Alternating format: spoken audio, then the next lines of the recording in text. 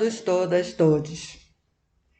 Gente, é um prazer estar aqui. Eu agradeço a Juliana, agradeço os organizadores do curso que fizeram esse evento tão maravilhoso, tão importante, né?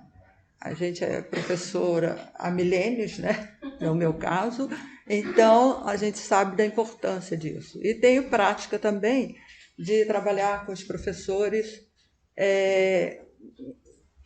em cursos dedicados aos professores, principalmente no momento no Rio de Janeiro.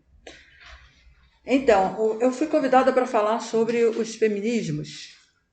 Os feminismos negros, brancos, africanos, negros brasileiros, né? Por quê? Porque eu tenho dado curso sobre essa temática, eu tenho escrito sobre isso. Então, só que os cursos levam um semestre. Então, aqui a gente vai falar muito e vai falar pouco. Vai ser pouco. O assunto é muito amplo. Daí as 300 e poucas páginas para quem quiser continuar, né? Quem quiser ir além, né? Algumas dúvidas a gente pode debater, vamos ver o que eu aprendo com vocês, o que vocês aprendem comigo, né? Então, nesse encontro aqui, eu passei para a Juliana, ela deve ter passado aí para vocês, uma folhinha, mania de professor, né? Que eu chamei de plano de aula. É só isso aqui. Então, esse plano de aula é assim na verdade, ele é muito mais para mim, né? Para eu não esquecer de falar dessas coisas que eu estou prometendo que vou falar. Como eu disse, são muitas coisas. É um tema muito abrangente. E por isso mesmo, eu preciso me controlar com isso. Esse é o meu controle. Aí vocês podem também falar, ei, Selma, você não falou disso e está escrito aqui, mas você não falou. Tá? Isso vale. Vale como ajuda para me guiar aqui nessa quantidade de temáticas e subtemáticas. O tema que eu vou abordar, eu acabei de dar um curso desse de um semestre lá na UFRJ, e eu falei uma coisa que eles acharam muito engraçado, mas que é a pura verdade.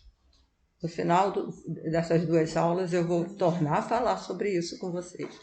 Esse assunto, esse tema, é um tema de cama e mesa. Para quem já se inteirou um pouquinho com esse tema, já sabe do que eu estou falando, né? É um tema de cama e mesa. Então, por isso mesmo, ele corresponde ao nosso cotidiano. É para levar para a vida. É para levar o nosso cotidiano, a nossa trajetória. Não é uma pura teoria que tem aqui. É muito mais, além disso. Uma outra coisa que eu preciso falar é que eu pretendo que seja uma conversa. Vamos ver se eu consigo apresentar, falar algumas coisas e depois a gente conversar, né? Para ver até que ponto, o que vocês acham, concordam, discordam, aquelas coisas, né? Mas também, esse tema poderia ser dado e pode ser apresentado de maneira diferente. Vocês vão ver de várias abordagens sobre isso. A maneira que eu estou abordando aqui corresponde à minha formação, à minha trajetória. Tá? Eu sou uma professora que trabalhei aqui na UNB durante algumas décadas e me aposentei. Eu estou no Rio de Janeiro, na UFRJ, e também estou aqui. Sabe? Com o virtual a gente pode estar em 2 lugares ao mesmo tempo, né? Então, essa minha trajetória tem tudo a ver com história africana. Para quem viu o meu nome e entrou no Google, já sabe, né? Está lá, só tem África. E o que eu vou abordar, da maneira que eu vou abordar, é a minha cara, gente, é a minha formação. Outro fulano, com certeza, vai pegar por outros pontos. Então, antes de pensar ou criar dúvida, mas fulano falou outra coisa. Vamos lá, vamos conversar. Fulano falou, não descredencia nem o outro fulano, nem a mim, né? Eu venho de uma trajetória muito específica entre Brasil e África. Eu fiz toda a minha formação na academia com essa direção, numa época que não se estudava África, numa época que falava muito pouco de gênero e muito menos de feminismos, né? Tem um texto da Chimamanda, uma escritora nigeriana, né? Que ela disse o seguinte, que ela não, o personagem dela, que ele perguntou, o personagem, um homem pergunta à personagem dele, que é uma mulher, e pergunta a ela, vem cá, você é feminista?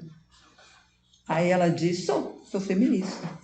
Ah, então você não gosta de homem, é solteira e é feia.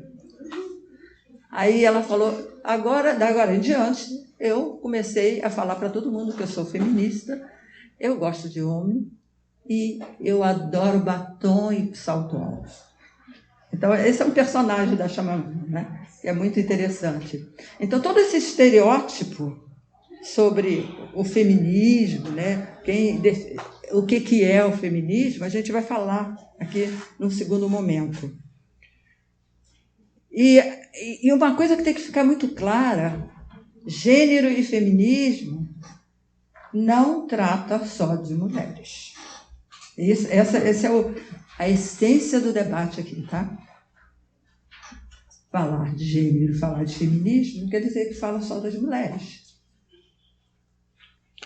Então, eu vou ler para vocês aqui, vocês têm aí, esse planinho de aula que vai dar o norte para a minha fala, para a minha apresentação. Hoje o tema será de escravidão, gênero e feminismo. No primeiro momento dessa nossa aula hoje, vamos estudar sobre a escravidão. Vamos estudar a escravidão? Não, vamos estudar como era abordada a escravidão. Quais os momentos que se falava? Qual o papel da mulher? Onde está a escrava no estudo sobre a escravidão? Então, isso nós vamos ter que recuar um pouquinho no tempo, algumas décadas e pronto.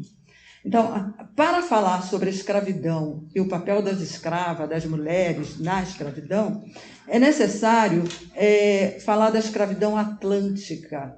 Aí eu preciso que vocês tenham alguma base nisso. A escravidão que compõe o espaço do Atlântico, tanto lá de lá como do lado de cá, entre essa relação de África e Américas, né? Então, a gente chama de escravidão atlântica. Então, essas escravas africanas, livres ou não, a relação de poder e submissão, e um conceito que eu vou entrar aí com vocês, que é o conceito de extroversão, de um filósofo africano. Depois a gente volta nele. Se eu não falar, vocês me avisam. Então, essa perspectiva de gênero para a escravidão é o primeiro momento. O segundo momento serão os feminismos e a questão de gênero. O que é feminismo? O que é gênero? Ah, pera lá, Selma, eu estudei isso, já li isso, eu sei o que é isso. Será? Será que a gente já sabe? Será que tem sido suficiente nosso saber sobre esse assunto? Então, a minha pretensão é muito grande. Eu vou falar sobre tudo isso. E, no terceiro momento, eu vou falar de um tema que eu chamo de as pensadoras do norte. O que é isso? São as feministas negras estadunidenses. Por que é importante falar sobre elas? Porque elas têm uma influência muito grande nos movimentos feministas negros brasileiros. Tá? É um peso bem grande do que a gente sabe, conhece aí na mídia, do que quem fala sobre feminismo negro no Brasil. E só amanhã, né, eu tenho outro planinho desse, aí a gente vai falar sobre o feminismo africano, os feminismos africanos e o feminismo negro brasileiro. Isso é só amanhã. Então, vamos ver se eu consigo cumprir isso. Tá? Depende aí, sei lá de quê. Mas uma dinâmica aí, e vocês cobrem à vontade, tá? Vale a pena dá um sinal. Eu falei, peraí, que eu não estou entendendo nada. Vale tudo a gente conversar. E, como eu disse, é um processo de aprendizagem, um processo de integração aqui, para que seja produtivo os objetos de estudo aqui. Então, eu coloquei aí, o que vocês estão vendo, é um mapa que a gente costuma chamar, ele veio assim, publicado assim, África pré-colonial.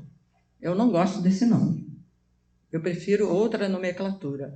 Eu gosto de chamar de África anterior à abertura atlântica. Tá? Ou seja, a escravidão atlântica. Escravidão atlântica é diferente da escravidão africana, tá? É anterior à abertura atlântica. Então, a gente vai... Eu trouxe ele aí, para vocês, essas bolinhas vermelhas seriam as sociedades organizadas africanas, as formações de Estado. Mas você veja só, o geógrafo é meio traidor. Porque, por exemplo, não está aí o povo que eu estudo, que formou o Estado e tudo. Mas, da perspectiva dele, ele não era importante. Eu estou falando de Angola, tá? Das populações em Angola. E mais o que tem aí que eu posso falar? Da moçambicana aqui, no norte, são as macuas. Elas são muito audaciosas, por isso que eu trago elas como exemplo. Elas são muito, muito independentes. É do norte de Moçambique. Bem, então a gente começa falando de que maneira se estudava a escravidão. Como é que começa a estudar essa escravidão atlântica? Presta atenção, eu usei a palavra extroversão. Isso é um conceito do filósofo chamado Paul Rotondi, que ele fez um livro de filosofia explicando como os africanos estudam coisas que são estudadas de fora para dentro. Então, esse é um estudo que eu vou apontar agora, que é de extroversão. Ou seja, foi estudado de fora para dentro da África. O que eu estou dizendo? Não é uma bibliografia africana. Não são os africanos que estudaram isso. Quem primeiro estudou isso foram, adivinha, né? Os Estados Unidos. Os grandes historiadores dos Estados Unidos. Em 1955, o Philip Kurtz, que é um grande historiador da escravidão, ele iniciou uma acumulação de dados, muito dados, e utilizou pela primeira vez em grande quantidade os computadores para criar uma base de dados. Então, essa base de dados, é uma coisa gigante. Eles foram para a África, né? E vão nos arquivos e nos portos pegar os dados e vão acumular isso em grande quantidade. Tá? E o que eles fizeram com isso? É interessante. É isso que a gente vai ver. Tá? O que foi feito com isso, com essa quantidade de dados. Números. Então, vamos lá. Então, desde a década de 60, veja que eu falei de 50, né? Já estamos na 60, 70. É bem importante essa cronologiazinha que eu vou dar. Os historiadores, ajudados principalmente por computadores e técnicas estimativas econômicas, começaram uma nova onda de pesquisa sobre o movimento das populações transatlânticas no período da modernidade europeia. A gente está falando do período da escravidão, tá? Da escravidão atlântica. Exploraram fontes africanas sobre a escravidão e deram ênfase na demografia, economia e história social. Eu estou falando daqueles textos, se alguns de vocês já viram, desses estadunidenses, que tem um monte de tabelas. Quem já leu algum deles já sabe, eles adoram tabelas. Números, muito números. Produziram uma imensa quantidade de informação acumulada nessas bases de dados gigantescas, estão todas disponíveis nas universidades americanas, tá? Grande preocupação dessa pesquisa. Qual é a pergunta que eles vão saber? O que eles querem saber? Eles querem saber das mobilidades da população. Então, os movimentos dos portos. Quantos navios saíram dos portos? Não é? A grande pergunta. Depois, entre a África subsaariana e as Américas. Entrada, saída, chegada de navios. Então, eles querem saber esse movimento de população. Então, depois de mensurar, medir, né, os dados obtiveram números surpreendentes. Aí vem a surpresa, né? E, ao mesmo tempo, inexplicáveis, assinalando dimensões diferentes segundo a região africana e da época. Eles não esperavam por isso. Eles vão descobrir. Uma das perguntas foi: por que essa quantidade de mulheres no comércio de escravos? Se na travessia atlântica a maioria era de homens, né? Todo mundo sabe. Veio mais homens porque os homens são fortes, trabalham na agricultura, aguentam qualquer coisa. As mulheres são frágeis. É isso que está no livro didático, gente. É assim. Então, quando eles descobrem, bem, as mulheres não vieram para as Américas e tem essa quantidade de mulheres no comércio atlântico. Por que isso, né? Foram os estadunidenses que trouxeram isso. Então, a pesquisa já estamos em 80. De 80, no comércio de escravos na região da África subsaariana, eram negociadas, em grande maioria, as escravas. Então, são as mulheres escravas que eram objeto de troca, de compra, dentro do continente africano. Tá? Então, essa é a grande descoberta. A palavra escravo, bem, eu fiz esse item aí, mas esse item não dá para explicar muito bem aqui, tá? É uma coisa muito maior. Ela é usada de maneira ampla e variada nas relações africanas. Várias possibilidades de dependência, que se chama escravidão ou não, pode ser observada na sociedade africana. Relações de propriedade, ausência de parentesco. Por exemplo, se você é um sujeito que está na sociedade africana pré-colonial ou antes da abertura atlântica e não tem parente, você não vale nada. Tá? A linha de parentesco é que diz quem é você. Se você, por exemplo, não existiam as relações de propriedade de terra, mas de gente tem. Outra coisa, por dívida. Você podia se tornar um dependente por dívida. Aí havia as questões jurídicas. Então, tudo isso aí é um quadro da sociedade chamada pré-colonial ou sociedade africana antes da abertura atlântica. Porém, essas questões vão estar meio que se esfacelando no período da abertura atlântica, com grande comércio atlântico de escravos. Enquanto os comerciantes europeus compravam escravos, homens, para trabalhar nas Américas, os árabes, dentro do continente africano, né, comercializavam, na maioria, mulheres. Eu não sei se vocês já ouviram falar disso, né, que isso desmancha os nossos livros didáticos, né, sobre os homens que vêm para as Américas. Por quê? Né? As sociedades africanas, em grande proporção, integravam as escravas e muito poucos escravos, os homens. E dessa, a maioria iria servir no exército, como soldado. No comércio interno africano, as mulheres eram objeto de grande demanda. Atingiam alto preço nos mercados. Essa preferência por elas e não eles parece ter existido em toda a África. O preço preferencial refletia a demanda africana. Uma escrava valia o dobro de um escravo. Agora, o que tem isso a ver com o nosso feminismo? Vamos lá. Esse sujeito aí, o Patrick Manning, que é um belga, em 88, olha, a gente estava em 55, 70, 80, tá? Em 88, ele vai escrever, ele vai fazer uma pesquisa em que ele diz: os chefes africanos, as elites africanas, né, guardavam as mulheres e ofereciam ao mercado atlântico os homens. Isso é uma boa lição para aqueles que acham que os africanos estavam lá na praia, chegam os navios europeus e eles vão lá e, pum, põem os africanos dentro do navio europeu e traz como escravo. A coisa não era assim, gente.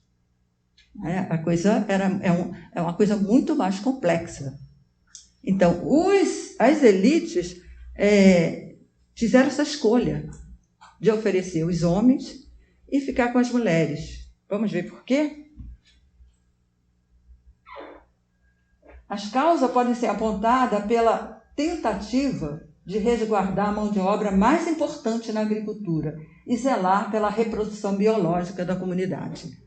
Então, esse é o valor das mulheres africanas. Elas trabalham na agricultura. São elas, sabe, aquela mulher frágil que não pode vir trabalhar na agricultura nas colônias, nas Américas. Elas trabalhavam na agricultura lá. E elas que são guardadas, porque biologicamente garantia a reprodução das comunidades. Então, a gente tem que saber que diabo de comunidade é essa. Vamos lá. A estrutura das sociedades africanas. Né? Então, é uma sociedade agrícola, de densidade demográfica baixa, ou seja, de pouca gente, né? Uma organização de sociedade que o casamento poligâmico, vocês já ouviram falar disso, né? Para o casamento poligâmico, a gente precisa, né, no sistema de casamento poligâmico, de um homem e muitas mulheres. Né? Então, para que homem? Deixa ele embora. Né? As trocas das mulheres entre comunidades, que é uma forma social de estabelecer relações e acordos entre as comunidades. Então, você é uma sociedade pequena, você não pode casar entre si.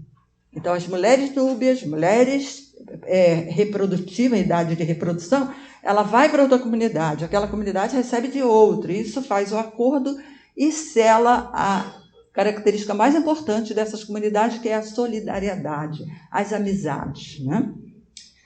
E a descendência patrilineal ou matrilinear, isso define essa comunidade. Matrilinear é a linhagem que caracteriza essa sociedade em que o parentesco é contado pelas mulheres. Atenção, nada a ver com poder feminino. Tá? Tem nada a ver. Então, já entenderam como era importante as africanas para as chefias elites cederem as africanas. Então, em 77, esse livro está em português, fácil de encontrar, inclusive no Google.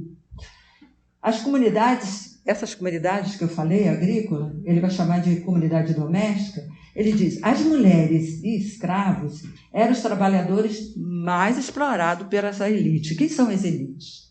As elites são os mais velhos, as pessoas mais respeitadas, mais sábias e detentoras dos poderes dessas pequenas comunidades, elas são os mais velhos e que são mais respeitados, né? Aí vocês podem perguntar, era assim toda a África? Eu falei, não. Mas a maior parte da organização social nessa África, anti-abertura, era assim. A maior parte. Havia estados mais complexos, mais estruturados de maneira politicamente, com exército, com terras, tá? Mas a grande maioria das sociedades subsaarianas, elas são essas comunidades que eu estou falando delas, né? Então, a própria dinâmica do comércio doméstico de escravo, havia uma escravidão, né, um tipo de escravidão dentro dessas comunidades, mas não tem nada a ver com a escravidão atlântica. Tá? Ela é temporária, já faz uma diferença imensa com a escravidão colonial. Né? Ela é temporária, não é hereditária. Né?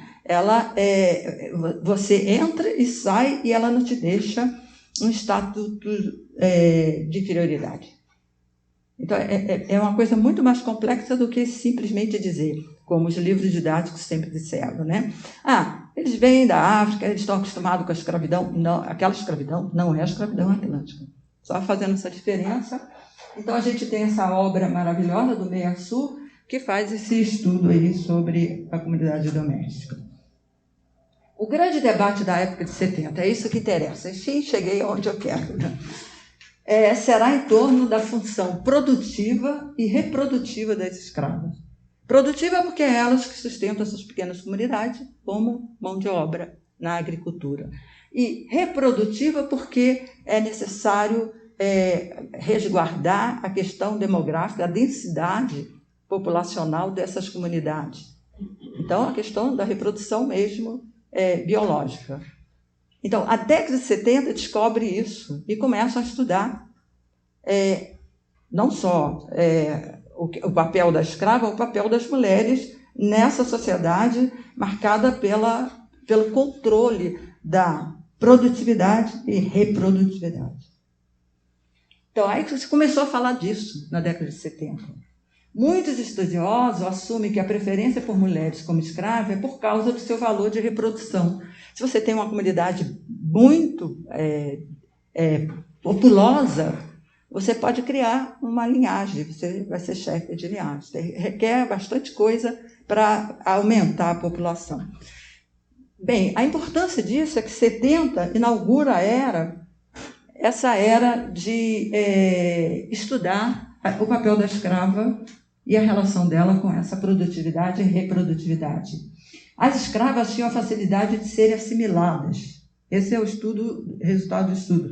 Elas acabavam como esposa ou concubinas, né? E dava chance de um homem criar sua própria linhagem, exercendo seu controle direto sobre uma determinada população. Eu espero que vocês não achem que eu esteja voando do tema, mas não, a gente vai já pousar no nosso tema. Então, as tendências dentro dos estudos africanos para o período da escravidão, o papel das mulheres na categoria do trabalho, abrindo o debate na década de 80, com essas duas categorias, relações de produção, produtividade e reprodução, reprodutividade, né? Então, esse era o debate. Mas lembra que eu falei que é uma extroversão? É um conceito extrovertido? São os europeus, os euro-americanos, dos Estados Unidos e da Europa do Norte, né? Que a gente vai ter como autores que estudam isso. Essa coisa vai mudar, e bastante, tá?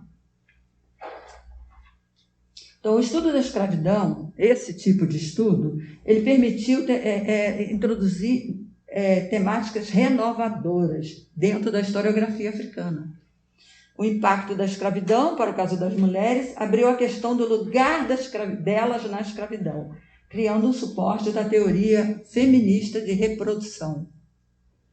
O que tem a ver isso com o nosso tema hoje? Era assim que se estudava. É isso que eu quero dizer, porque vai mudar, né? O debate da década de 70 e 80 apontou para a questão da centralidade do controle social da produção e reprodução, induzindo a um campo mais abrangente, como escravidão, classe, Estado e as mulheres. Então, esses estudos ele apontam aí nessa época, tá? 80. E a década de 90? O que vocês sabem sobre a década de 90? Se disserem que não sabe, sinal que ninguém leu os textos que eu pedi para ler. Alguém leu? Não é possível, essa turma tão grande. O meu texto, por exemplo, o texto é um texto meu, Gênero e Comércio nos Estudos Africanos, né, na África. É um texto empírico, com dados, né? E o outro texto é do Philip Avik, um holandês que mora em Portugal e morou também em África. Esses dois textos tratam das mulheres. Fala em reprodução e produção? Quem leu sabe. Então, mas para quem leu, para quem deu uma olhadinha, não é esse tipo de estudo. 90 já é outra coisa. E a outra coisa, eu dei 2 exemplos para vocês, mas são 350 páginas o restante, né? Mas eu indiquei 2 textos para que vocês pudessem acompanhar esse tipo de abordagem. Então, em 90, já começa o estudo de uma palavra que não introduzia aí, gênero. Tá? A gente vai estudar aí também essa cronologia, mas eu trabalho com a questão de gênero. O Philip Avik trabalha com a questão de gênero. Esses são textos antigos nossos, né? A gente trabalha com as questões de gênero. E trata de quê? Quem leu? O que trata o texto? Ele traz justamente essa visão extrovertida, né? Ele vai falar que essas fontes, muitas vezes, é o olhar do outro, o olhar do europeu, sobre essas mulheres, e que ele compara essas mulheres com as mulheres europeias. eles, né? Isso, faz uma crítica, né? Isso. Então, para eles é um choque você se deparar com essa outra visão de mulheres. Mulheres no comércio, mulheres nas ruas trabalhando. Isso. Então, ele faz essa comparação. Mas o texto faz um estudo, um tipo de estudo. Exatamente isso. A base do texto, né? O que baseia o texto. Mas ele tem um estudo. Estuda o que mesmo, hein? O que ele estuda? As mulheres comerciantes de escravos, gente. Matronas e mandonas, né? Então, os dois textos, que os dois estudam isso. Então, qual a diferença dessa abordagem para a abordagem que chega a 90? É que nós dois trabalhamos com gênero. Então, a gente quer pegar alguma coisa concreta, a história das mulheres, pegar a mulher e fazer uma trajetória delas. Mostrar que ela está no primeiro plano dessa história. Então, a década de 90, o estudo é esse. De como, na categoria gênero, você chega a falar das mulheres. Vir e trazer as mulheres. Lembra que eu disse que estudo de gênero não é só estudo das mulheres, né? Mas, no meu caso aí da década de 90, eu estou tratando das comerciantes de escravos, que eram ricos, poderosos. O Philip Evick também vai tratar das matronas e mandonas lá na Guiné, na costa da Guiné. E como elas eram mandonas e cheias de estratégia para o poder. Então, a gente trouxe essas figuras africanas com trajetórias. Aqui, antes de 90, como o pessoal não trabalhava com gênero, então, mas também não fazia estudos de trajetórias, de coisas palpáveis, né? A gente foi para o arquivo lá em África e trouxe a historinha dessas mulheres. Sabe? Ela fez isso, ela fez aquilo, ela tem nome. Tá? Ela não é só a escrava que aparece na contagem, na grande quantidade de número. Ela tem nome, casa, residência, não sei quantos maridos, compra e vende. Então, o que a gente chama hoje de elas têm agência. Não é? Ela está no centro.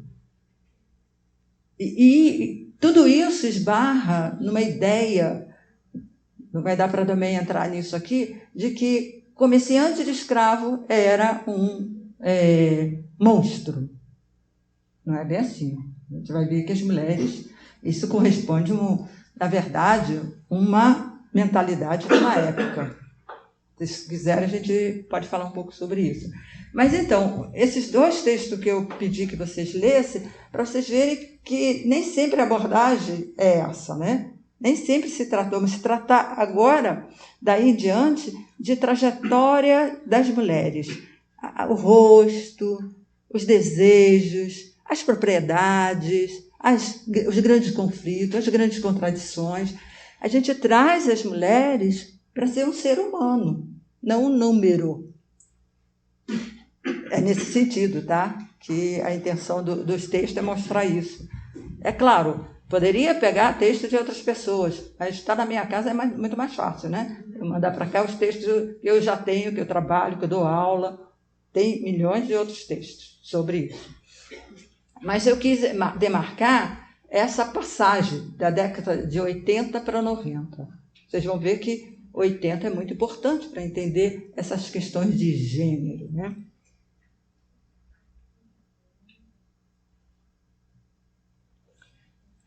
Antes de entrar em o que são os feminismos, eu queria saber se tem algumas questões, se vocês querem conversar, ou dúvida, e acharam confuso, ou acham que o tema não tem nada a ver, o que eu estou fazendo aqui, o quanto isso vai me ajudar em sala de aula, o quanto isso vai me ajudar para a vida.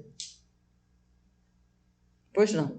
Eu tinha uma dúvida, na verdade, em relação ao pulo do gato, né? Desses estudos que não olhavam para o gênero, para os estudos que olhavam para o gênero, né? Em termos de análise ou de contexto também continentais, né?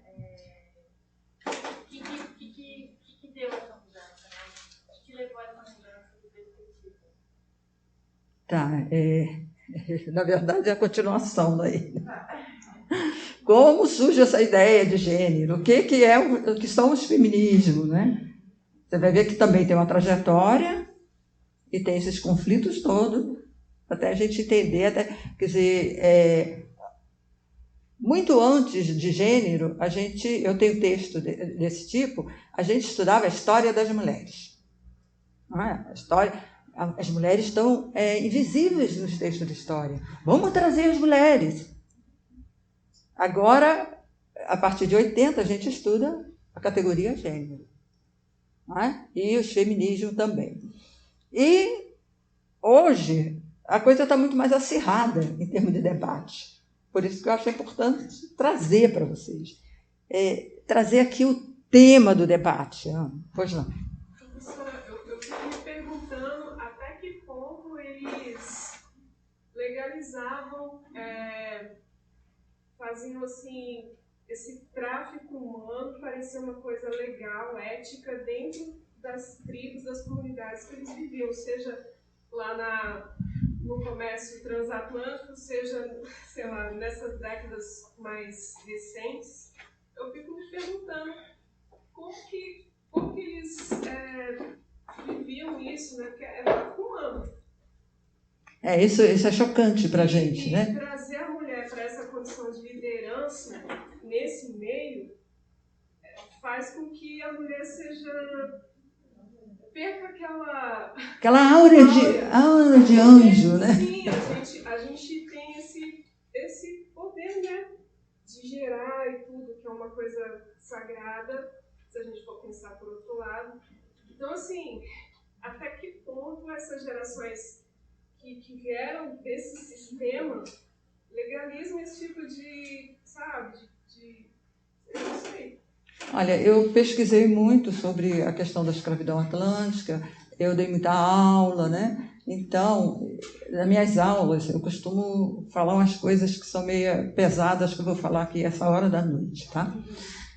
A escravidão merece estudo, tem que estudar a questão da escravidão. A gente está vendo que ela está aí, a gente escondeu debaixo do tapete, está aí, ela está presente, a gente não conseguiu que esse legado da escravidão chegasse até a gente, né? E chega, está aí.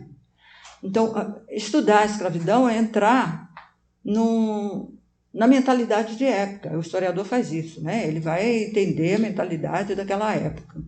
Então, eu trabalhei com 350 testamentos de comerciantes de escravos. Encontrei alguns dessas mulheres, mas a grande maioria era homens, né? Que eram traficantes. Então, ler aquilo me transportou para outro mundo. Me trouxe outra coisa. Vocês têm uma ideia? Todo testamento começava assim. Eu, fervoroso, católico, cristão, né?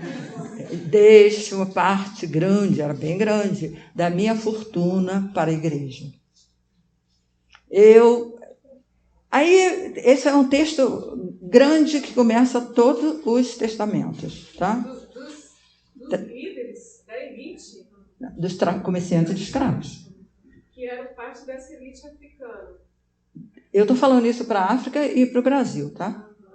Eu nunca estudei, por exemplo, a fundo os Estados Unidos. Eu estudei somente o Rio de Janeiro e Luanda. E tanto lá como aqui, muitos desses testamentos são de lá, mas havia uma malga aí, né? Eles também viajavam para cá. Então, moravam aqui, tinha família aqui, às vezes uma família aqui, outra família lá. Então, essa mistura faz com que a gente não possa falar brasileiros, mas a gente fala desse pessoal do mundo atlântico, dessa era da escravidão. Então, eu vou falar aquilo que eu disse que é pesado, tá? Sobre a escravidão. Que eu acho que em poucas palavras eu respondo a sua questão. Como é que eles podiam ser tão cruéis? Como é que eles podiam ser assim, seres humanos que não parecem ser humanos? Como é que pode tratar o outro dessa maneira? Lá vai. Eu sou uma pessoa super otimista. Então eu acho que daqui a 100 a 200 anos, as pessoas vão olhar para trás e vão falar, como aquele pessoal que vivia no sistema capitalista deixava o outro ali morrer de fome e meu prato está cheio, estou jogando comida fora, e o outro está morrendo de fome. Como é que pode? O historiador vai ter que vir e entender a nossa mentalidade de conviver com isso. Como é que eu que tenho casa, tenho tudo, e o outro está na rua? Como é que eu convivo com isso? Entende? É duro? É. É em cima da nossa cabeça? É. Mas é a mentalidade da época. O comércio de escravo era legal. Era legalizado pela sociedade. Quem tivesse mais escravo era mais rico. Então, muitas vezes o escravo queria era ter escravo.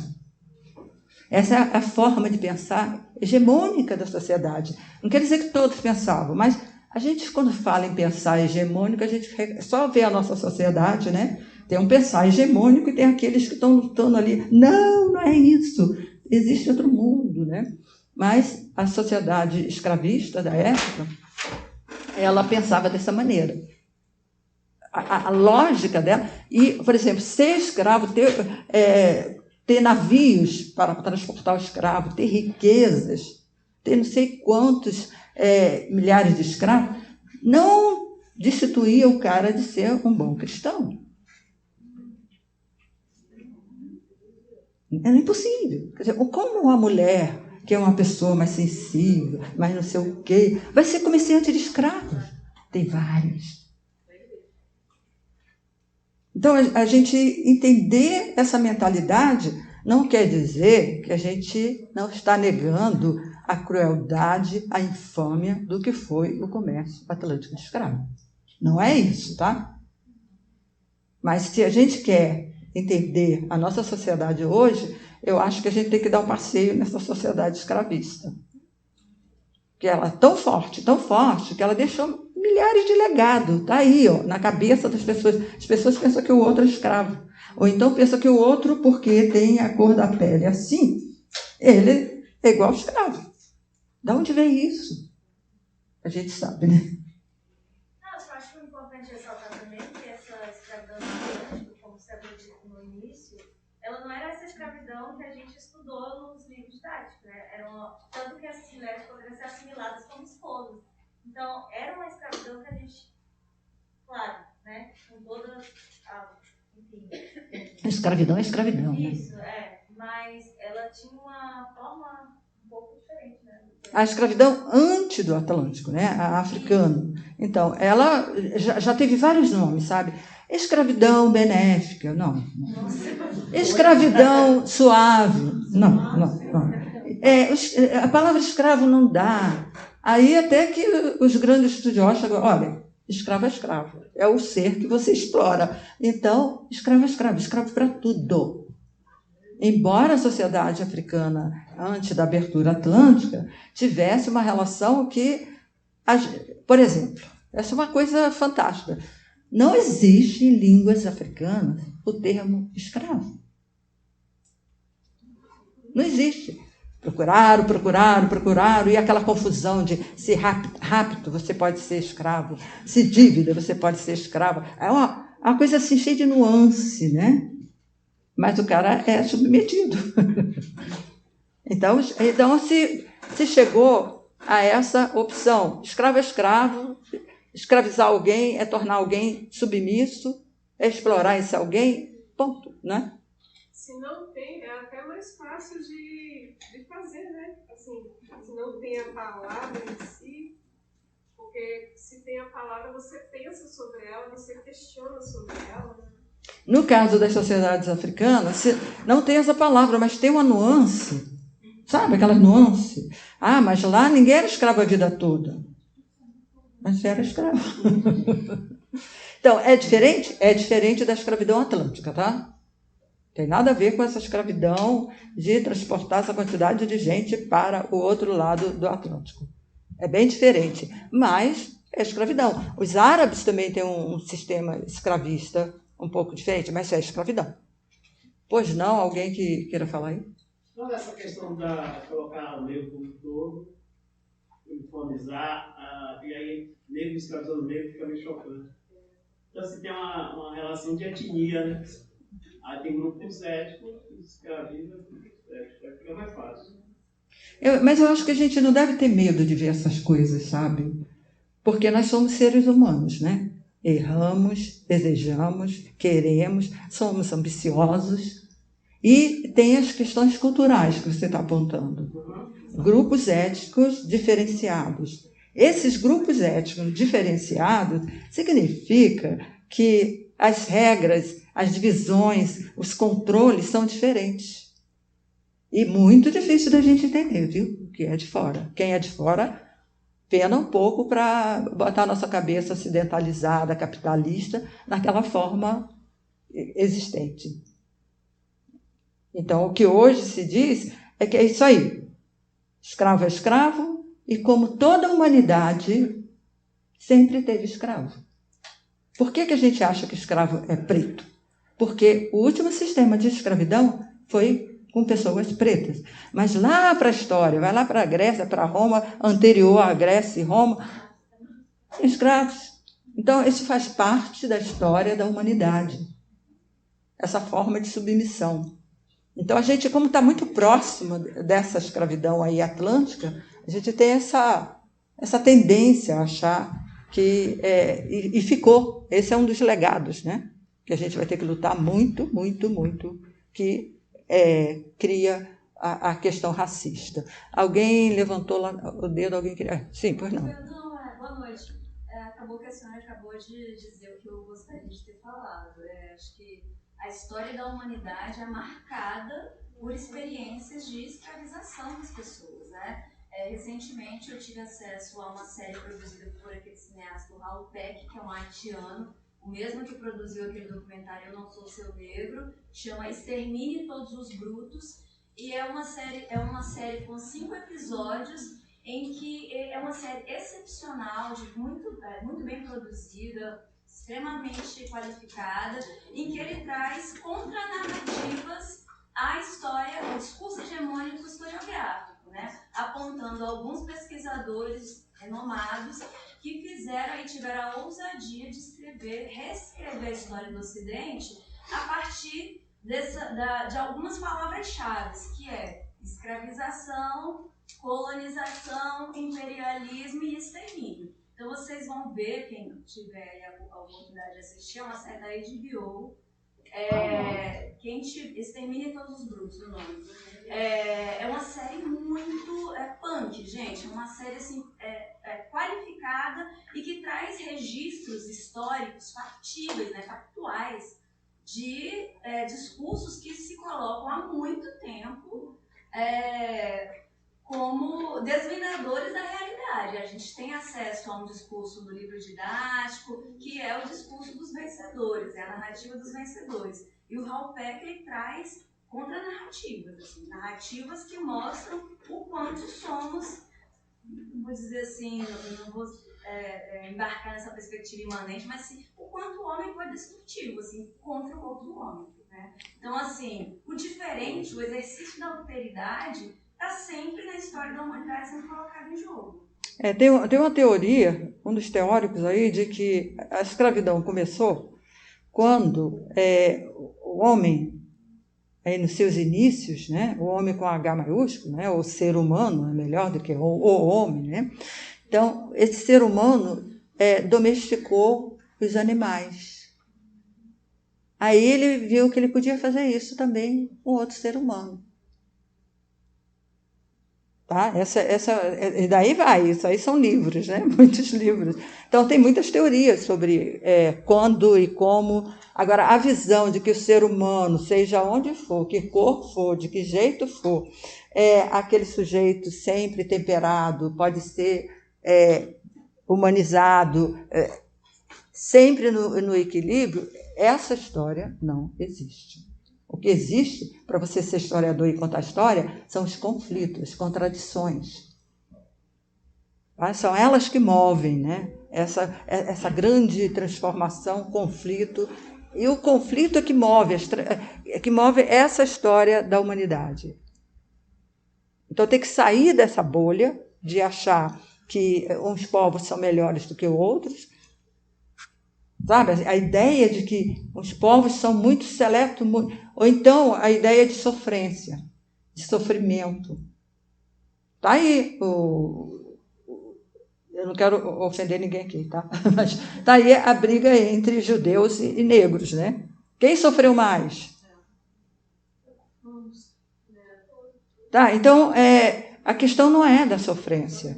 A questão é claro que o sofrimento, a injustiça, o genocídio tem que estar em pauta. Principalmente no nível político, né? Mas acho que também a gente tem que ter um olhar crítico para nós mesmos. É isso que eu vou fazer a partir de agora. E acho que a perspectiva feminista, ela dá esse olhar crítico para a gente. É isso que eu acho. Ela traz esse olhar crítico, seja qual for o momento. É nisso que eu acredito. Alguém Só quer mais falar? uma. A deslize entre a semântica escravo e escravizado?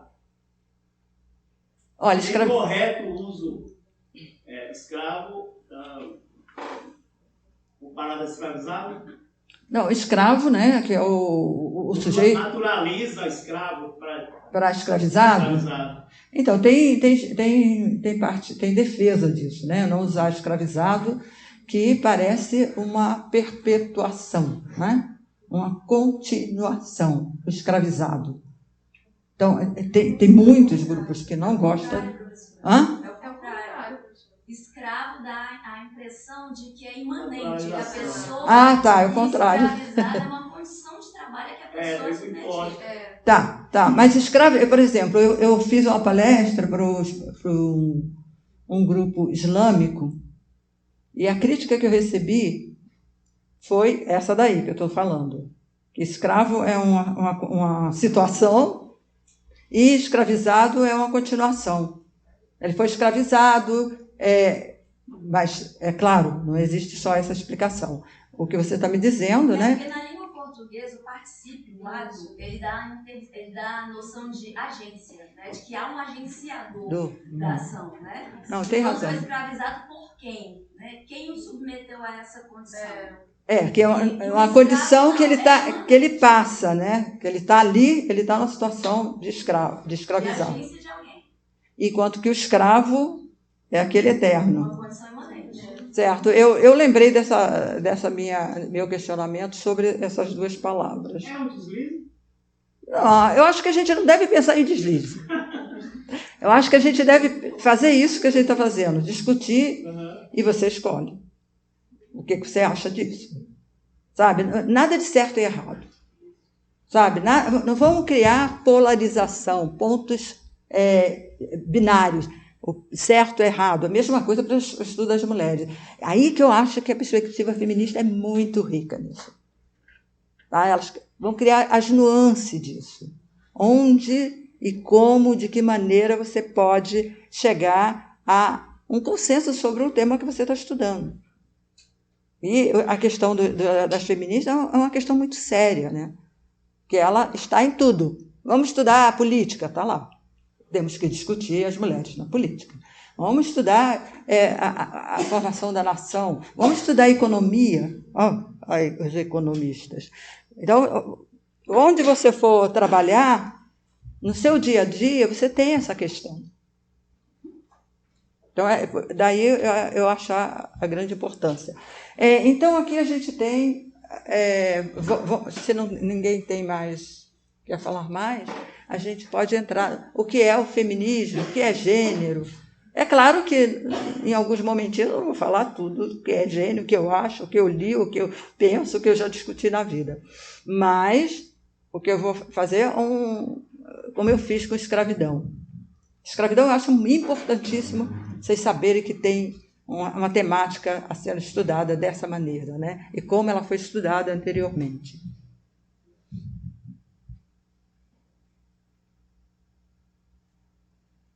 Então, o que é isso, né? Resposta difícil. Vocês já ouviram falar em primeira onda, segunda onda, terceira onda, né? A isso hoje tem a conotação de estudo feminista de branco, assim, de ocidental, de europeu, de héteros, né? Essa conexão, o que lembra mais as ondas. Eu optei colocar aí para me dar uma cronologia. Não quer dizer que tudo se encaixa desse jeito, tá? É só para o que eu chamo tornar mais fácil ou mais didática a minha exposição. Então, desde o século XIX, meado do XX, surge uma onda. Aonde que ela surge? Do feminismo. Aonde ela surge? Ela surge na Europa, surge nos Estados Unidos. Surge na Inglaterra, mas também surge principalmente nos Estados Unidos. Por que nos Estados Unidos? Essa época aí que essa primeira onda, que é o início do século, a primeira parte, né, do século XX, você tem o desenvolvimento do capitalismo, não é? A grande industrialização nos Estados Unidos. Você vai ter isso em 60, até 60, 70, nossa, uma grande industrialização. E colocaram as mulheres para o mercado de trabalho. Elas foram para o mercado de trabalho. Não sei se o quanto vocês já viram de que 60 e 70 é um período nos Estados Unidos em que se constrói máquinas para a cozinha, para as mulheres não ter muito trabalho, né? Porque elas estão no mercado de trabalho, né? Então, essa ida das mulheres para o mercado de trabalho faz com que surja uma contradição, que vocês todas sabem. Trabalho fora de casa, trabalho dentro de casa, né? A dupla tarefa, né? E que é uma luta interminável pelas gerações e gerações de mulheres, né? Mas em 60, 70, bem no início, vocês têm uma luta por direitos como direito de voto, tá? O direito de herança de cargos. Quem é que faz essas lutas? Quem é que tem herança para receber? As ricas, né? Quem é que vai se candidatar a cargos e não consegue porque é mulher? As mulheres bem formadas, né? E essa luta por direitos é uma luta que vai se caracterizar por uma classe média dos Estados Unidos. A gente pode ver que isso vai também acontecer em outra proporção na Inglaterra. Depois ela se espalha, mas é bem nos Estados Unidos que esse grande feminismo pelo direito imediato da minha classe, né, mais ou menos assim, acontece. E a gente vê que tem um marco na década de 40 com o livro da Simone de Beauvoir, né? Então, a Simone, ela vai dizer que não é natural ser mulher. Você tem que construir essa figura de mulher. Então, até que a gente olhava para a gente e falava, então eu sou construída. Então eu posso fazer outra coisa. Então esse livro é um marco. Então você tem isso na França. Aí, para entender bem o papel da Simone, a gente tem que entender a década de 40, de 50, 60 na França, né? Com o existencialismo, com as grandes questões humanistas, né? Porque falar de direito de mulheres é falar de desigualdade, de injustiça, né? Então, a gente tem essa primeira onda. Tá? Eu estou repetindo uma coisa com a qual eu não concordo. Eu não quis entrar aqui nesse geral dessa maneira.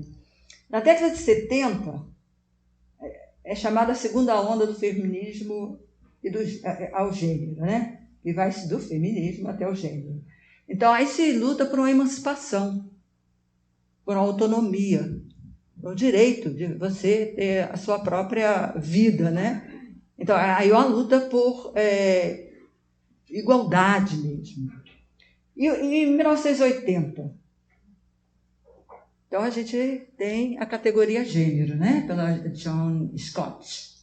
Ela lança um livro que diz: gênero é uma categoria analítica.